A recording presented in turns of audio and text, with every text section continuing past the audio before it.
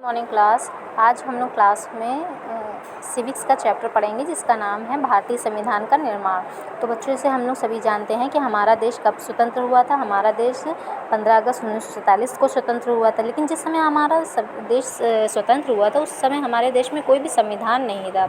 तो उस समय जो पहले का जो हमारा देश था वो ब्रिटिश शासन के संविधान के आधार पर ही चल रहा था। इस कारण स्वतंत्रता के पश्चात जो लॉर्ड माउंटबेटन थे उनको भारत का प्रथम जनरल बनाया गया।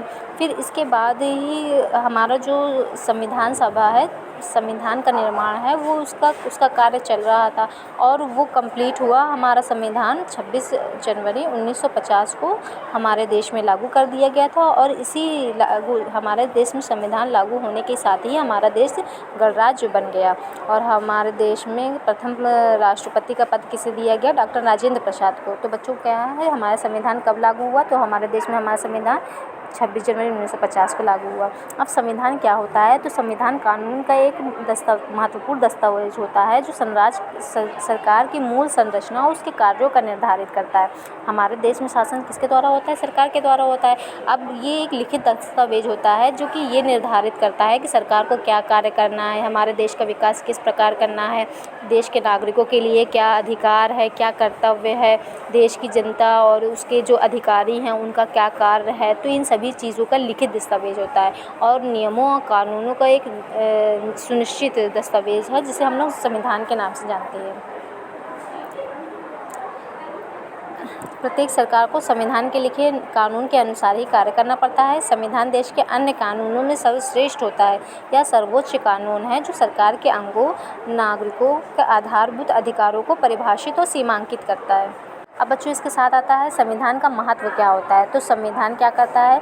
संविधान सरकार का स्वरूप और ढांचा संविधान के द्वारा बनाया जाता है। देश का प्रशासन संविधान के नियमों के अनुसार चलता है। संविधान सरकार के अंगों के अधिकारों, उनके कार्यों को निश्चित करता है। संविधान नागरिकों के मौलिक अधिकार और कर्तव्यों को सुनिश्चित करता है। संविधान मौलिक अधिकारों की सुरक्षा प्रदान करता है। संविधान स्वतंत्रता, पंथनिरपेक्षता और समाजवाद के आदर्शों को प्राप्त करने के लिए सरकार का मार्गदर्शन करता है।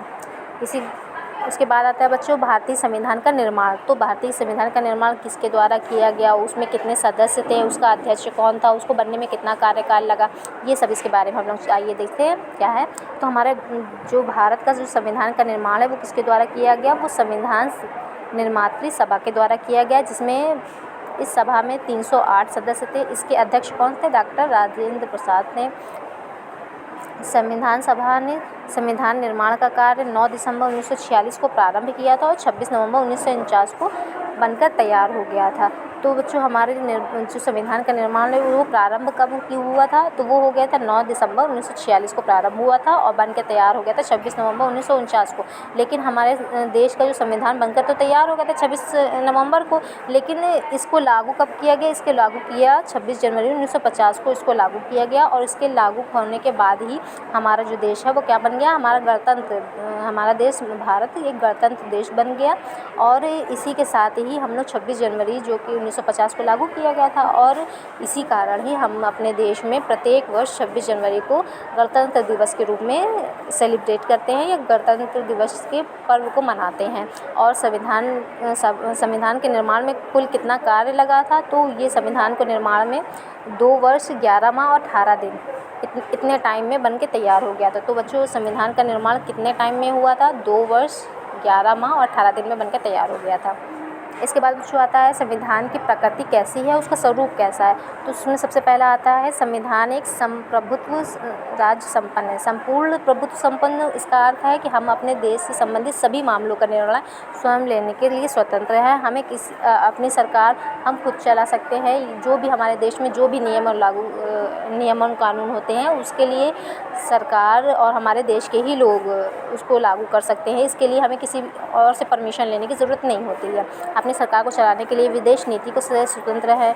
हम अपने सभी आंतरिक और बाह्य मामलों का निर्णय स्वयं ले सकते हैं। इसलिए उद्देशिका में हमारे देश को संपूर्ण प्रभुत्व संपन्न राष्ट्र के रूप में किया गया है। अब समाजवादी राज्य क्या होता है? समाजवादी हमारे देश के अधिकांश लोग, हम जो जानते हैं, हमारे देश के अधिकांश लोग ग्रामीण क्षेत्रों में रहते हैं, जो कि गरीब है, और कुछ ही लोग हैं जो अमीर हैं। हमारे संविधान का लक्ष्य ये है कि हमें इस प्रकार की आर्थिक असमानता को कम किया जाए, जिसमें समाज में रहने वाले सभी वर्गों का आर्थिक विकास हो सके, उनको रोज़गार के अवसर प्राप्त हो सके, उनकी आजीविका अच्छी हो सके, उनकी जो निर्धनता है उसमें कमी आ सके, और सब आत्मनिर्भर बन सके। अब पंथनिरपेक्ष आता है, तीसरा पॉइंट है पंथनिरपेक्ष। पंथनिरपेक्ष का अर्थ बच्चों ये है कि हमारे भारत को पंथनिरपेक्ष राज्य या धर्मनिरपेक्ष राज्य घोषित किया गया है।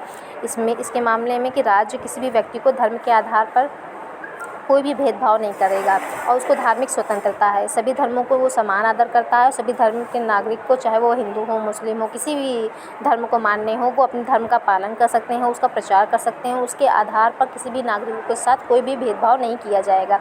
कानून की दृष्टि से सभी नागरिक समान हैं। इसके बाद बच्चों आता है लोकतांत्रिक राज। लोकतांत्रिक राज मतलब प्रत्येक नागरिक को एक समान राजनीतिक अधिकार प्राप्त है। लोकतांत्रिक सरकार का मतलब है कि जो हमारी सरकार है वो लोगों के ही द्वारा चुनी हुई होती है। हम अपना प्रतिनिधि स्वयं ही चुनते हैं। भारत में प्रत्येक जो वयस्क नागरिक है, जिसकी आयु 18 वर्ष हो गई है, वो मत के द्वारा अपने प्रतिनिधि को चुनता है, और वही देश को सरकार और उसके देश को चलाने के कार्य करता है। गणराज्य का मतलब है, संविधान में भारत को एक गणराज्य माना गया है। भारत के नागरिक अपने सरकार का चुनाव स्वयं करते हैं, जिसके लिए प्रत्येक 5 वर्ष के बाद आम चुनाव होता है। भारतीय राष्ट्रपति का चुनाव 5 वर्षों के लिए होता है, और राष्ट्र का प्रधान होता है। तो बच्चों, राष्ट्र का प्रधान कौन होता है? राष्ट्र का प्रधान राष्ट्रपति होता है। जिस राज्य में राज्य का प्रधान लोगों के द्वारा निश्चित किया जाता है या चुना जाता है, वो राज्य क्या कहलाता है? गणराज्य कहलाता है। इसमें कोई भी वंशानुगत शासक नहीं होता है। अब न्याय क्या होता है? न्याय पूरे समाज की भलाई का एक न्याय लक्ष्य है। हमारा संविधान सभी नागरिकों को सामाजिक, आर्थिक और राजनीतिक न्याय दिलाने का दावा करता है।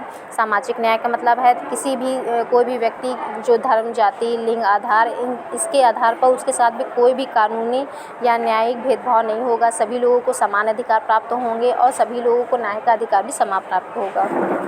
बच्चों, इसके बाद आता है स्वतंत्रता। स्वतंत्रता में आता है भारतीय नागरिकों को विचार करने के, मतलब कि कोई भी व्यक्ति है अपने विचार को अभी बोल सकता है।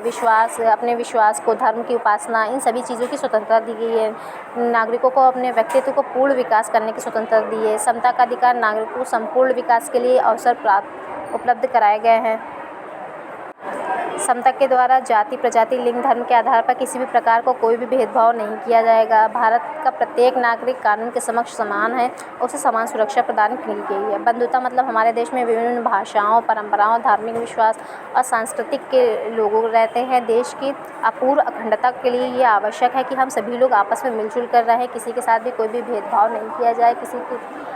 किसी भी प्रकार से किसी को असमानता नहीं की जानी चाहिए, जिससे हमारे देश का जो बंधुता, भाईचारे की भावना है और एकता और अखंडता है, ये बनी रहे। बच्चों, इसके बाद आता है एकता और अखंडता को बनाए रखने का उपाय क्या है। तो भारत का एक संविधान है, सभी नागरिकों का इसमें सम्मान सहित पालन करते हैं। मतलब जो हमारे देश का जो कानून है, ये सभी नागरिकों के द्वारा, संविधान का सभी नागरिकों के द्वारा सम्मान सहित पालन करना चाहिए। उसमें लिखे सभी कानूनों को नागरिकों द्वारा मानना चाहिए। हमारा राष्ट्रीय ध्वज हमारी स्वतंत्रता का प्रतीक है, इसका अभिवादन करना चाहिए। भारत का राष्ट्रीय प्रतीक, राष्ट्रगान, राज्य भाषा और सभी नागरिकों को एकजुट रखती है। भारत के नागरिकों की इकहरी नागरिकता प्रदान की गई है, जो समानता देकर सभी को एक सूत्र में बांधता है। भारत में शक्तिशाली संघ की स्थापना की गई है, जो पृथक राज्यों के नागरिक स्वयं को भारत ही मानते हैं। जो हमारा देश है वो अलग अलग राज्यों से मिलकर बना हुआ है, और वहाँ के जो नागरिक है वो सब आपस में मिलकर क्या मानते हैं, किसी एक पर्टिकुलर राज्य का निवासी नहीं मानते। वो सब यही मानते हैं कि हम भारतवासी हैं। तो बच्चों, इसके साथ ये चैप्टर कंप्लीट हो गया है। आप लोग फिल कर लीजिए।